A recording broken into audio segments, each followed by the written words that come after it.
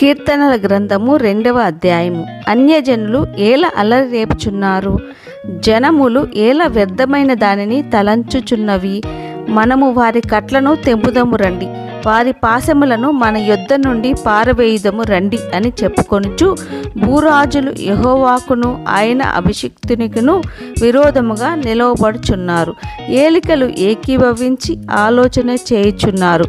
ఆకాశమందు ఆసీనుడగువాడు నవ్వుచున్నాడు. ప్రభువు వారిని చూచి అపహసించుచున్నాడు. ఆయన ఉగ్రుడై వారితో పలుకును, ప్రచండ కోపము చేత వారిని తల్లడింప చేయును.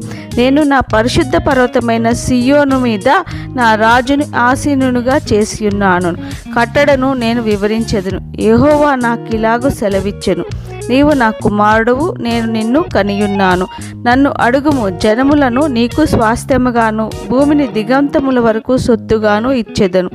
ఇనుపదండముతో నీవు వారిని నలుగగొట్టెదవు, కుండను పగలగొట్టినట్టు వారిని ముక్కలుగా చెక్కలుగా పగులగొట్టెదవు. కాబట్టి రాజులారా వివేకులయుండుడి, భూపతులారా బోధనొందుడి. భయభక్తులు కలిగి యెహోవాను సేవించుడి, గడగడ వణుకుచు సంతోషించుడి.